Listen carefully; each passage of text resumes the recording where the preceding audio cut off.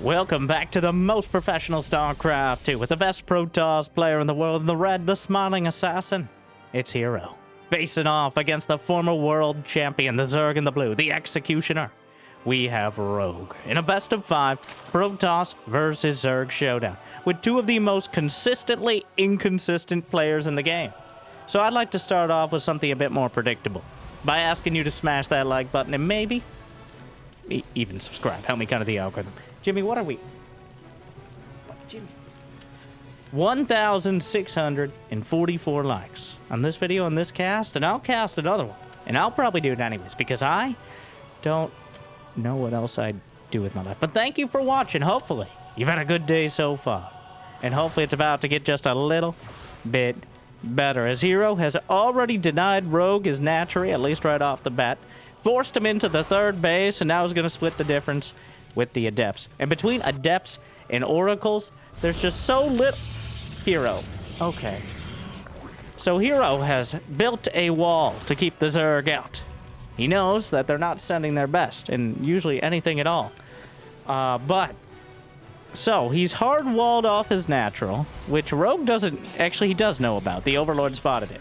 And he is using an Adept to wall off the third base, which actually there's no way for Rogue to get here. It's the thought that counts. Until the Zerg rocks bleed out around 8 minutes. Actually, I think a little bit less on this map. Or Rogue takes down the gold mineral wall of his own. There's actually no way for Rogue to get there with ground units. I guess Dropper Lords or Nidus, but those are still a long ways off if he's going to opt for them. So, herO taking a safe third. The Adept shades out. Daddy Oracle comes by and protects it, though does not like being referred to like that, and I can't imagine why. But even Moracle's on the way, and when it comes down to the Loracles, there's no better option. All right, that's not propaganda. That's the truth. All right, it's not a revelation to say that the Oracles fill pretty much every role they play in the Protoss army. They have early scouting, early damage, look amazing, like a disco ball in the sky. Like, if you are prone to epileptic seizures, you probably can't even play in a game with Oracles in it. And probably shouldn't be watching this video, but there's nothing Zerg can do cost-effectively while Oracles, especially with access to energy recharge, are overhead. Unless you're going to go for some big queen all-in or Nidus, or just rely on them not paying any attention, or having some sort of wall-off askew or something like that. Not that Rogue would ever predict that of herO. The Oracles cover everything, at least until Lair Tech is online or you're willing to commit to that sort of all-in. So, the other end, the other angle, is 1, hoping they fly right into the queens, or 2, trying to out-expand. And Rogue, right now, is taking that 4th base in the top left corner, at least relative to us, since this is a close air distance map. Looks like herO is scouting the Zerg rocks, which Rogue somewhat traitorously is helping to bleed out with the Zerglings. Eventually they will time out. Usually it's around 8 minutes on most maps. The Zerg rocks, a relatively new addition. A new way of finding Zergs dying on the map. But it automatically opens up, unless the Zerg player spreads creep, in which case it stops bleeding out. But you cannot transfuse the rocks, okay, because space magic doesn't work that well. Baneling Nest is on the way. Blink and +1 is the choice for herO. We got Lair for Rogue, as he's building up 70 drones against 65 probes. Going to be a full-on macro game. As neither player really able to land any blows early, nor intending to do so. Templar Archives for herO. Hydralisk Den for Rogue on the other side of things. In the long term, the Templar with Storm are the strongest option. In the short term, the Hydras can potentially overwhelm them. And then past that, we usually see things like Lurkers, Vipers. We'll have to see. The Pylon been chewed up by the Zerglings. Oracle's coming back around. Pylon will be taken down, but all 3 Oracles, as well as a couple Stalkers, warped in. And at the same time on the other side, herO darting forward with the Stalkers. On top of the creep, Oracles come forward. The proxy, well, now proxy herO. All right. Just keep slapping down pylons. I guess that's one way to do it. A few drones dead to the adepts. The Zerglings... Oh. Well, the Zerglings will just run around. herO's taking the gold base while putting pressure on...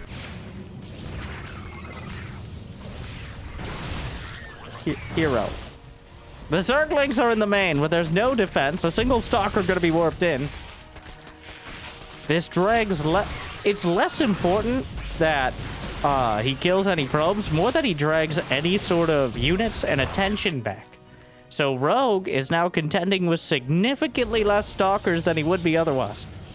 But already a fleet beacon is on the way the moment he clears up those lanes, as herO angling to the skies to deal with everything Rogue has on the ground.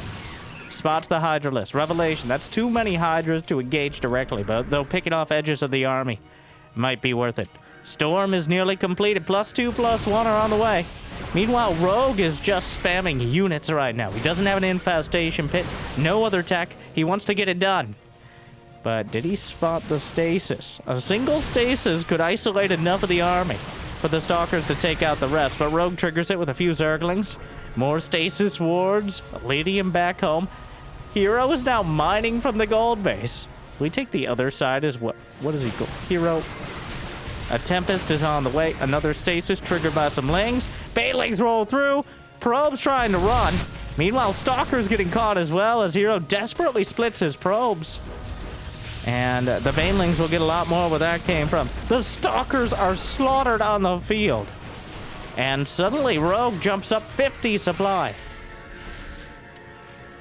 Now there still is stasis on the high ground. Storm as well with the Templar, but Rogue has gotten some real damage done. The only issue is his lack of tech behind it. Seems like he's more interested in ending it here and now as opposed to trying to tech up any further. And I can't blame him with those Templar and a soon-to-be Tempest on the field. There is a path through here, just very conveniently marked, but it is a valley of potential death when Storm is involved. Banelings on either side. Storm coats the Hydralisk. Several of them going down. More stasis catches a big chunk of the Lings. Another Storm on the ramp. A few Zealots brought into the front. No charge, but not needed here. They're just here for their biomass at the moment. 7 probes dead. He goes back to mining. Another Storm to the north side, softening up the Hydras for the Tempest. A couple dozen Zerglings caught in stasis. A few more making it up the ramp. Zerglings come out of stasis. Banelings dodging. Stasis not going to come through. A single Tempest overhead. Hydra's dealing with it. Another stasis catches the Lings. 2 Tempests now. And the Stalkers are holding, and suddenly herO's ahead on supply. He slapped this together with a handful of warpins, a stick of bubblegum, and a box of scraps, and suddenly, herO, he pulled every dangerous part of that push out. He took the teeth out of it, which is surprising that he knew how to do, considering Protoss don't even have mouths. And now Rogue, there's a mothership on the way, and Rogue is getting an infestation pit. He's going to be stuck in the Middle Ages. Well, herO has already undergone the technological revolution.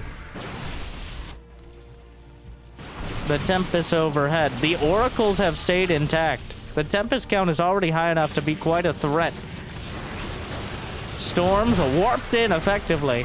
Uses the energy recharge and slaughters the rest of the Zerglings. The Queens are pulled off the line, as they so often have to be. 2 Tempests at a time, but Rogue is stuck. Technologically stunted. He put all his eggs, literally and figuratively, in the Hydraling Bane basket. And unfortunately, many of them either were cracked or stalled before they could come to fruit. Really, herO? herO is just expanding. Well, he's taken this side of the map, and what can Rogue do about it? He didn't even mine through the mineral wall. And now there's cannons behind it. A handful of Zealots off to the left side. Going to try to draw Rogue's army out of position, but time is on herO's side here. The longer that this kind of impasse continues, at least up until Rogue has full hive tech, the easier it is for him. He's going to have better upgrades. That mothership building energy on Templar.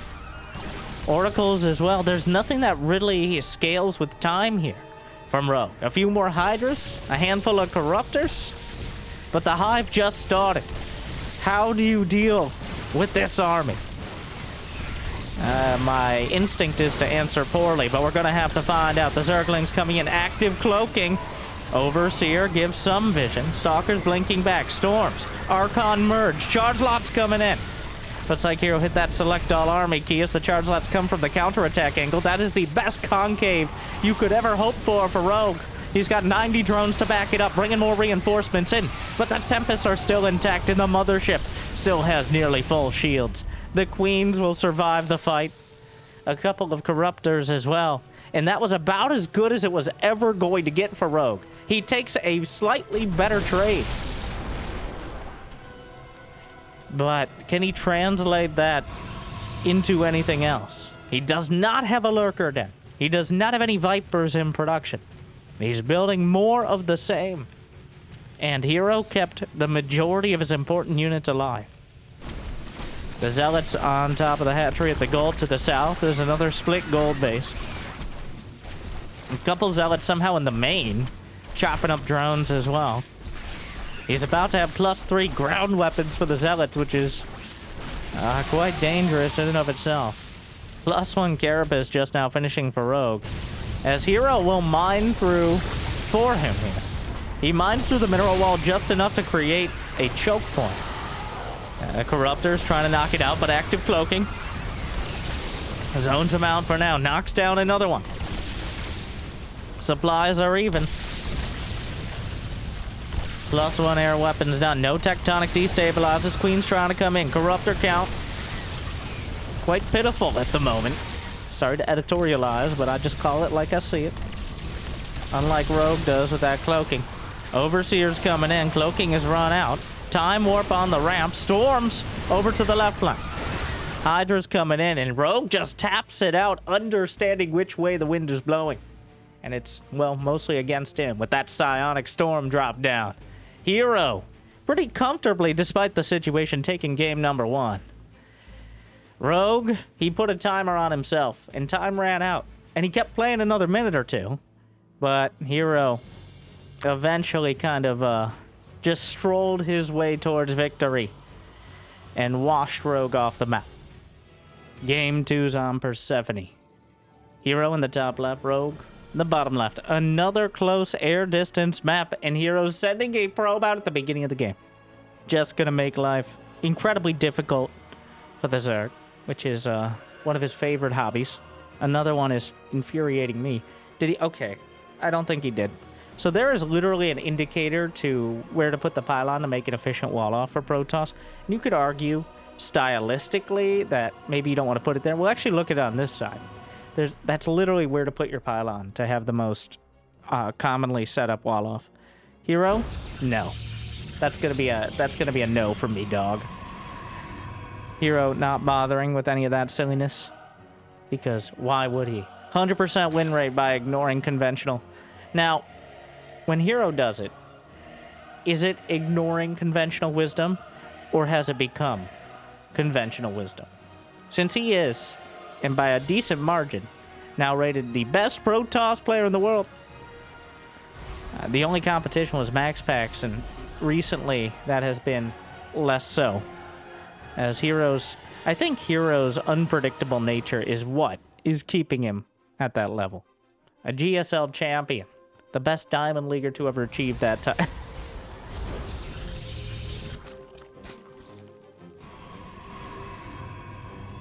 It really... So, whenever we have a balance patch or a new map pool, new strategies and tactics usually come to the forefront. And then they get figured out. And I think that kind of explains MaxPax's less dominant, less successful, at least over the last couple months' history, as it just gets figured out. Like the strategies, they get predictable. And even though we might have another new map or two, but when you're just trying to drill down one strategy as Protoss as opposed to pulling out another card and playing the Uno reverse, it's just not as effective. Protoss has historically always been the bastion for those who are willing to go... For those with the least shame. May not be the most flattering way to put it, but those who are willing to stab you in the back, have you turn around, and then stab you in the back again. Alright. Party. SOS MC. Zest. herO. The most successful Protoss. The exceptions proving the rule. Players like Neeb and Stats. But only one game.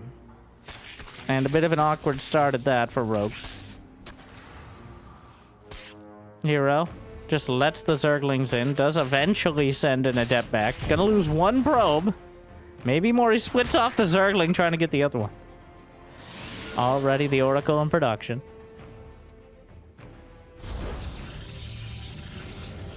Adept chasing. Gets the Zergling, but that means the Adept won't be headed across the map, so...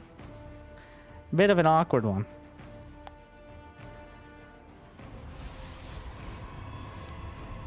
Just waiting to poke the Overlord off the pervert pillar there, where it's hanging out. Couple of Adepts shading across.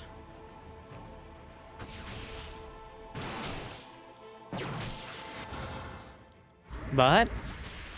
Oh, trying to intercept the probe. herO, of course, sends out the probe who likes to live dangerously. The only probe brave enough to volunteer. The one who's already been nearly clawed to death by Zerglings. And just asking them, begging them to finish the job. So now there are two Zerglings back in the base, because of course there are. The probes will enforce border restrictions. Zergling comes around, though.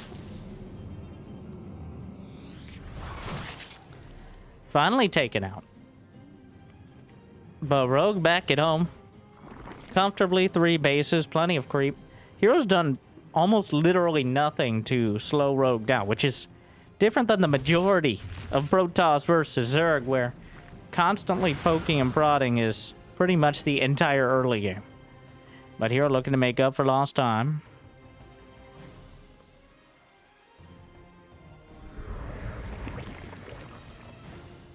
Couple oracles, a third one. Lances out, takes out the creep spread. And now the shady bunch headed up. Slaps down a revelation to push it back further. The threat of the Adepts is keeping the drone count down as Rogue just continues to build up Zerglings. Meanwhile, herO's finished off his third base. Now pumping out the probes as well. Trying to keep himself within a similar economy.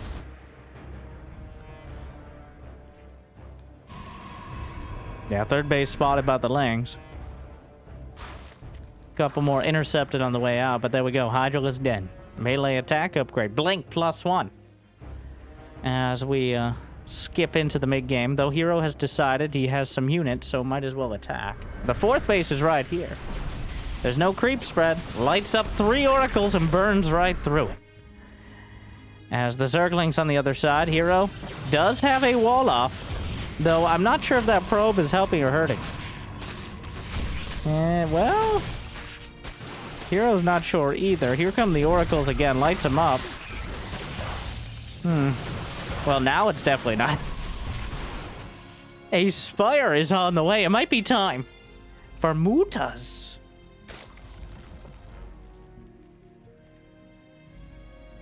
Where's the Spire? Okay, back in the corner of the third base.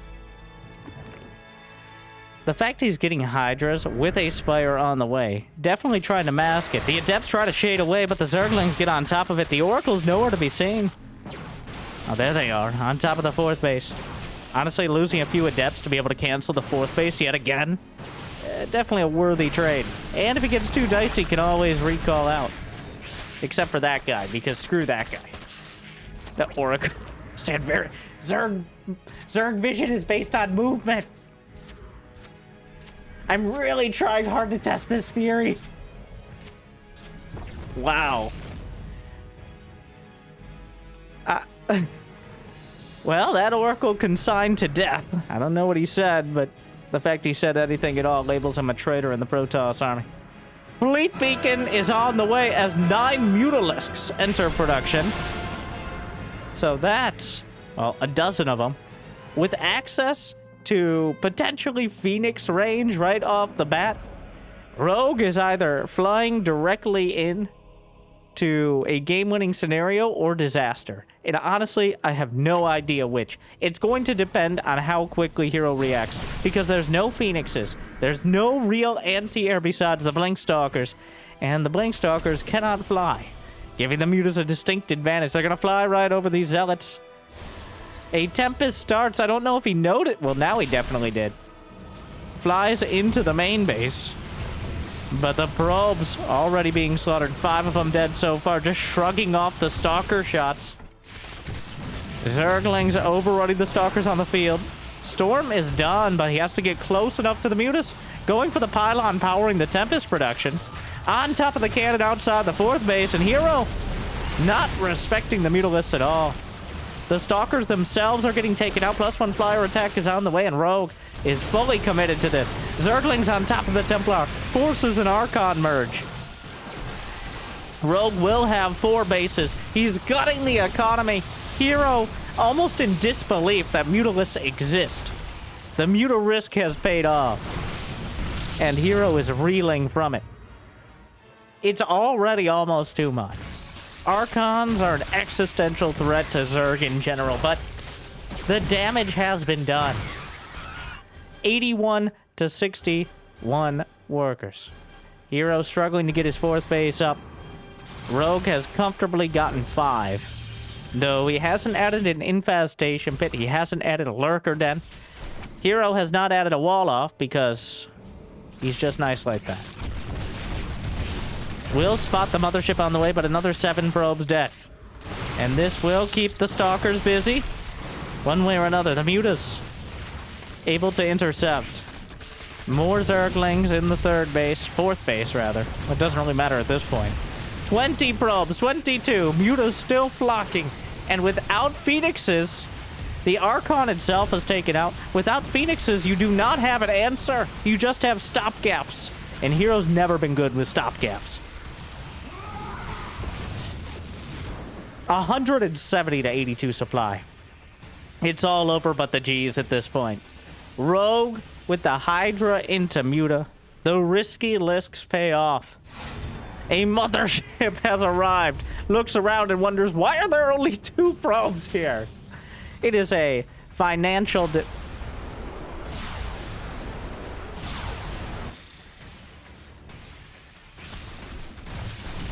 Zerglings in the main base. Active cloaking to try to save the day. herO's gonna go for a desperate counterattack. But it appears Rogue's won.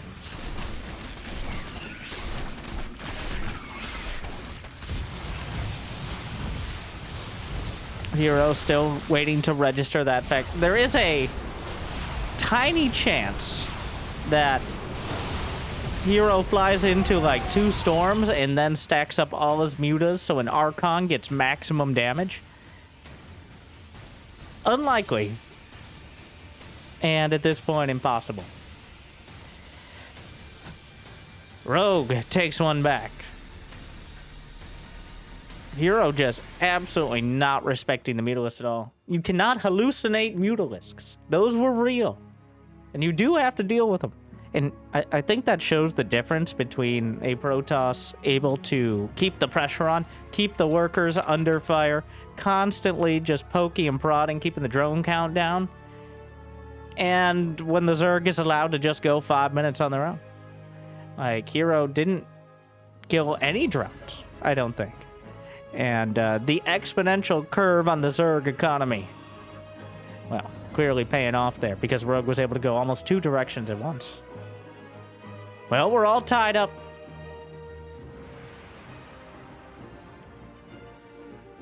Game 3. Bottom left. herO. The most head-scratchingly strong Protoss out there. And Rogue refusing a hive and looking good doing it in the top right.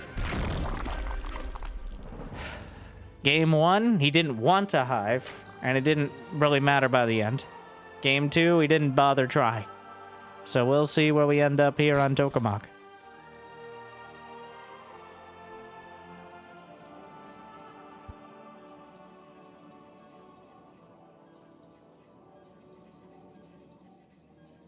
herO again. Going for the hatch block. What? Rogue was there. I mean, herO was there with the pro, but he didn't actually block it out. herO went for the extractor trick, but... Huh. There's gonna be some sort of big brain, I want you to take that hatch so I can proxy Stargate better or something sort of build. Or maybe too much or too little crit. As he flirts with the minerals to try to deny a few mining trips from those drones. Oh yeah, that's technically a wall.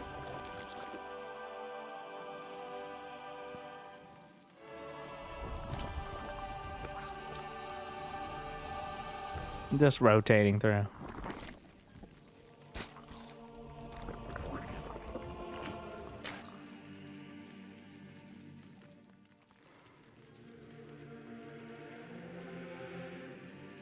I wonder what you do. That's one of those strategies that's very unlikely to work a second time from Rogue.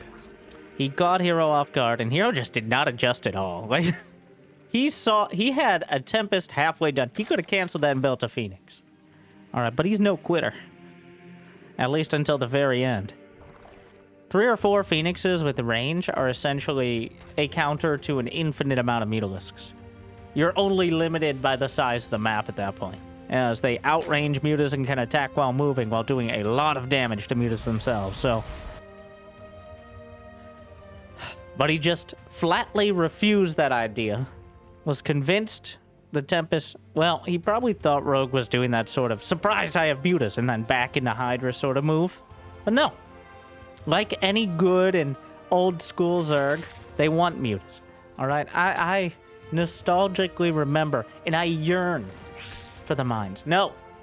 For the day when we can make Mutas a standard build. Or at least, like, double-digit percentage of the time build. But right now, they're the joker you pull out once and again.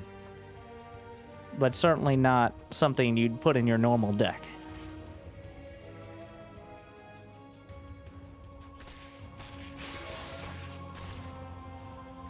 Stargate about to complete. And Oracle it is.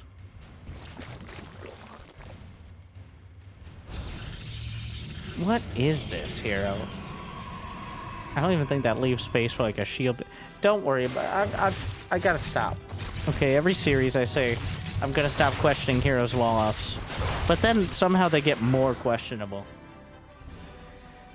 I'm just asking questions, okay? Like, what is that, though? Like, what are you doing? His Xbox 360 controller doesn't have the precision it once did. Okay, he slammed it on the floor too many times. Got some gamer gunk in there. Yeah. Jimmy, edit that out. The Oracle is freaking out. Oh, that's better. Yeah, that's sure. Oracle having a bit of a mental breakdown there. Not the only one. Meanwhile, the Adepts casually strike. Brenda, get out of the way! Who? Susan, this was your job! You have one job! That's a lie, Brenda, and you know it! I have at least 3 jobs! Inject, creep, and kill the Adepts! Well, why can't we split? Because none of us are good enough to do any of those jobs on our own, and you knew that too! Why do you make me say it out loud? To prove our only superior point to the Protoss, Susan. We have mouths. And what do you do with it? This bullshit! Sorry, I blacked out for... Oracles dive into the main. 7 drones. Slaughter. So, herO making up for last game. Wait, can you not... Is there... Oh my. They can see him too. That's insult to injury. But that is... decent damage to start things off. Does herO have a recall? Technically, yes. Brought one of the Oracles back, recharged it. And now, a bit... Yeah, recalls... Wait, could he have hit him? No idea. That queen just giving up. The Oracle's intimidating the Zerglings away, but herO now has a worker lead, even though Rogue is building 15 drones. So catching up, if only slightly. Charge and +1 on the way. So herO mixing it up, shuffling in the charge, while he gets the Twilight and Robo behind. So not looking to end it with a bunch of charge lots, but start it at the very least. Still quite an existential threat, especially to a Zerg without a Roach one. So right now, Rogue has a whole bunch of drones. This is going up past 70, slaps down a Hydralisk Den. Again, that's it. Like, if herO was committed to the charge lots, but he's only going to have 4 gates. He's adding on a 5th one now. So there won't be enough charge lots to outright just run him over. But the fact he skipped the Roach Warren may cost him. Like, I just said I wasn't going to question it, and he walls off the skip. Here. Alright, there was a contractual obligation to make 17 pylons, and that's what he's gonna do! I like how he put 4 in gas to, like, get around the fact that he overbuilt, or he blocked it. He blocked the probe, so he put 4 in gas instead of killing the pylon, and then decided, you know what, I'll just kill the pylon. Which, the fact that was an active thought process certainly says something. I don't know what, and I care not to speculate. But here we are. 80 drones versus 67 probes. herO has not yet tried for a 4th base. Lurker Den and an infestation pit on the way. Hive should be close behind. herO has not even bothered moving out with the charge lots, waiting instead until Storm. Meanwhile, Rogue has been allowed to get pretty much the economy any Zerg wants. 80 drones, Hive, Lurker Den. The Hive isn't done yet, though. And stock Lurkers are not incredible against this sort of Protoss army. Here comes the Archon. He doesn't have any of them, so that certainly won't help much either. There are 4 Templar with enough for Storm.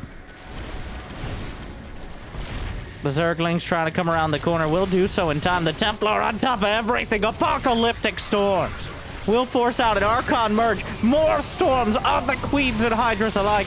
Another Archon merge comes through. And while the Templar were in a precarious position, they make the absolute most of it as the power is overwhelming. He burns his way, burninating across the countryside, and Rogue has been executed. Game 3, decisively and with great prejudice, goes to herO.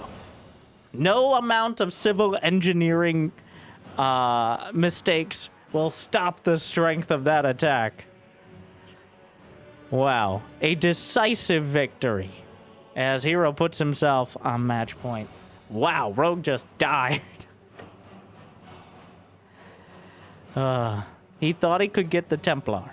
Alright, he thought he could weather the storms. But he got washed away instead. That wasn't even... I guess the timing was having a Warp Prism and Storm.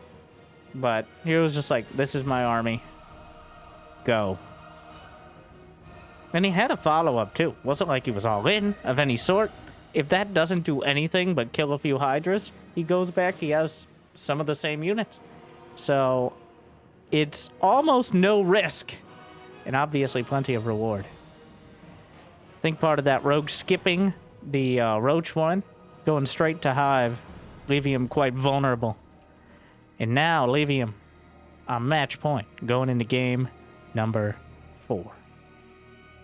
Incorporeal. herO in the bottom right. Rogue in the top left. Trying some different responses, but herO...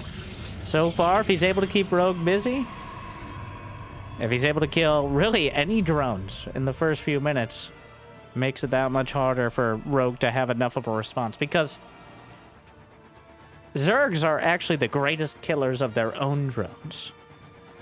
it really depends on whether you consider building a hatchery, building an extractor, building a spore crawler to be a punishment or a promotion.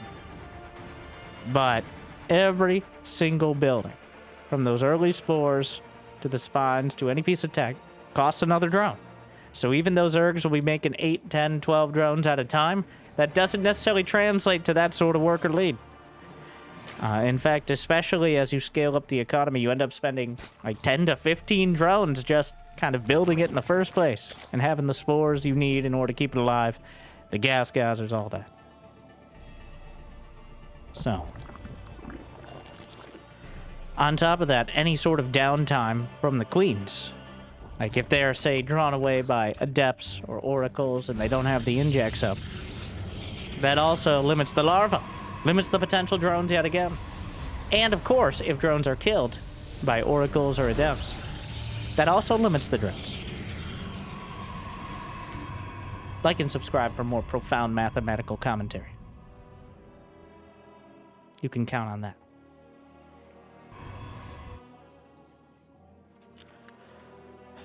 So, almost every game, well, pretty much every game has had a bit of a different twist to it. None of them, it hasn't resulted in a very, in fact, game one, I think, our closest so far. But both players trying different angles after the early game split. And so far, herO getting the better end of things. I think it's about time to try a Nidus. Some sort of Dropper Lord time and something like that. The mutas were quite inspired. Puns intended, but I don't think herO's gonna fall for it again. You know what they say, fool me once. Can't get fooled again.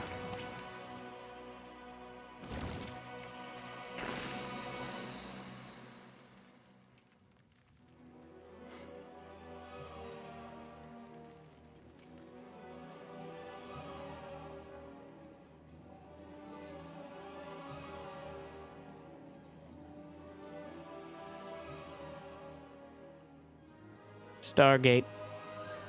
4 for 4 so far.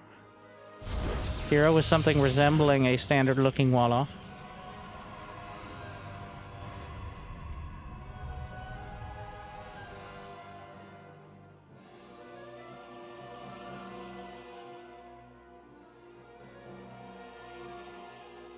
The Adept trundling out. Didn't even throw the shade, which feels a bit lackadaisical to me. Just hanging out at the wall tower. That actually walls off both sides of the map.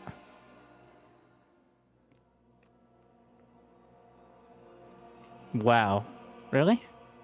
Looking for like a 340 third base here. Casual. One of the fastest third base you can get while still having any units. A dozen lings on the way from Rogue. Clearly not looking to let him get away with it. The Oracle's on the other side of the map.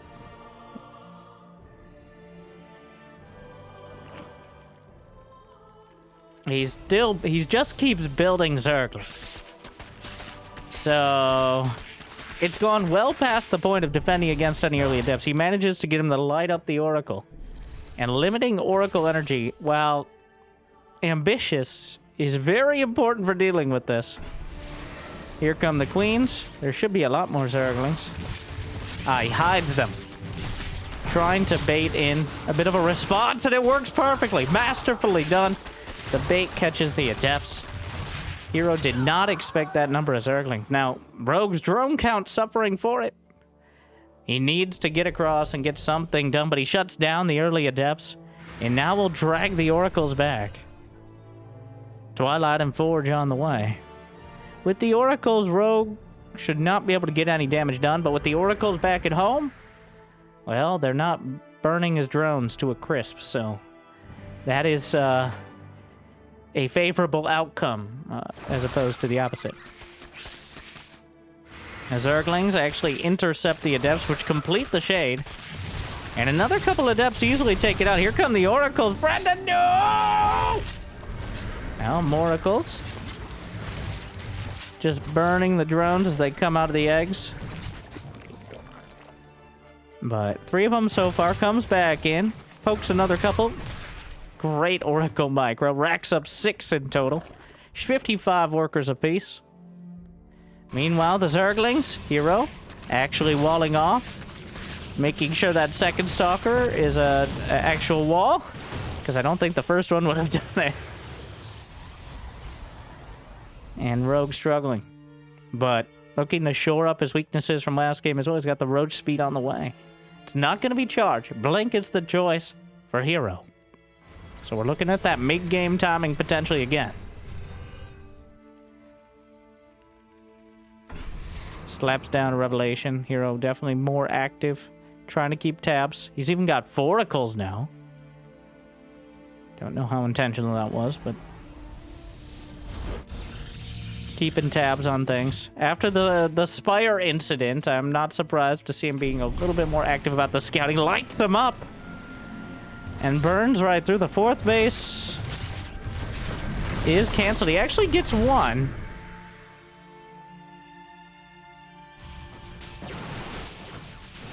A few more pylons. Changeling tried. Did not pan out. Storm is on the way. The Oracle's using most of their energy on the 4th base. May open up an opportunity for the roaches.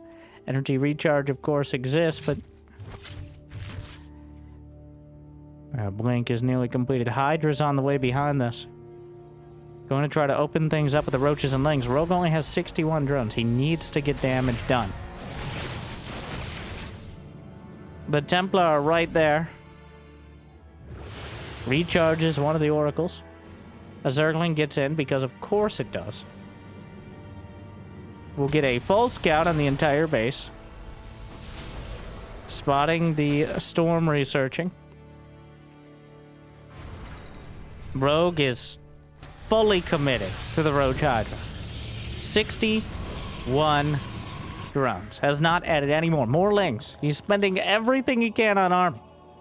He's got 87 army supply to 53. Going to try to deny the 4th base. Should be able to do so. herO realizes that this is bait. He's setting up Templar at multiple bases. Here come the Hydralists.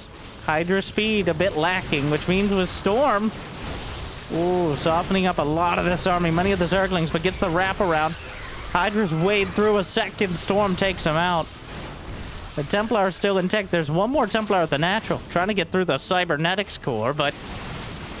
the roaches and Hydras closing in. Templar in an awkward spot. Goes for the energy recharge. A second storm, softening things up. Another storm from the north side. Roaches and Hydras able to hold the line for now. +1 attack on either side. More roaches trickling in, but I think herO has the numbers. Yeah, he needed a flood, but he got a trickle there. And the Zerg, the Overlords. Not like Rogue is at real risk of being supply blocked. That's just an indicator. A lack of attention to detail. Rogue trying to build drones now, which is ambitious. A fleet beacon is on the way for herO. An infestation pit for Rogue, indicating both of them interested in teching up. But only one of them is much more comfortably doing so. Rogue with a ill-fated attack. Coming in from one angle with slow Hydras. herO was more than ready by the time that Protoss army... well, by the time the Zerg army arrived. The Stalker blinks to the other side of the wall tower. We'll fight the Roach anyway. Takes it out. +2 attack is now done. Charge lots. Assassinates one of the queens. Blink Stalkers. Oof. Another queen taken out. Rogue. This is not an army you want equal on supply. Stasis. Targets down one. Goes for another. Archon caught in an awkward angle. Charge lots fighting drones will actually... the drones are enough. Citizen's arrest only loses 4, which is a bit of a bargain at this stage. Rogue just starts his hive while herO begins Tempest. 4 or 5 Templar with storms ready. rains down on the front line. Oracle still getting involved, though. A couple will be taken out. Good concave on the creep, though. Rogue is able to reposition a lot easier than he was on the other side of the map. 3 lurkers on the way. Adding in the rest now. 6 lurkers in total. Hive halfway there. Tempest strolling across the map. The storm's wading right through. The charge lock count is so damn high. The lurkers need to do so much damage. Does he have a revelation? Does it matter? That's too many lurkers. Rogue holds. But the Tempests are starting to build up. Even thinking about that front base. Maybe just a proxy pylon. Either way.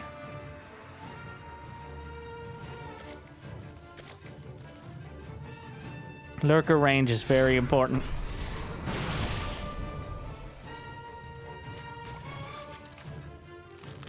It begins.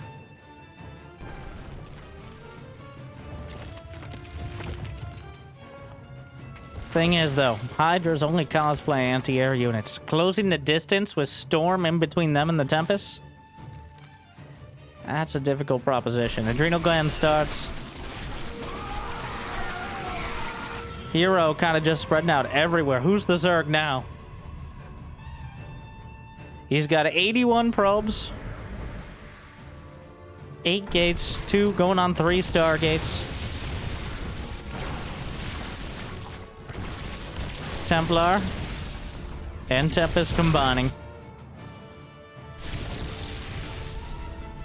Observer in place to spot. Spire is on the way. Rogue holding on for now. Going to try to intercept with some of the lurkers. He needs to pick a fight in multiple places. He can't let herO just grind through. There's almost nothing more cost efficient than the Tempest Templar army at this stage of the game. 3 Tempests at a time. A recall onto the 5th base. herO with 5 bases, though not much of an income lead. At least not yet. Nidus. All the fixins are on the way for Rogue. If only he had 10k in the bank as opposed to nothing and not maxed out. Like, he's building all the tools, but will he have the budget to wield them? Nidus in the main base. He technically sees it. herO is maxed out, though. Mothership mass recall loses the mothership. Targets the Templar. They don't go down. That was a huge play out of herO in order to defend his base, but almost a total disaster as well. He almost managed to lose every Templar. He's going to lose the Forge in the main.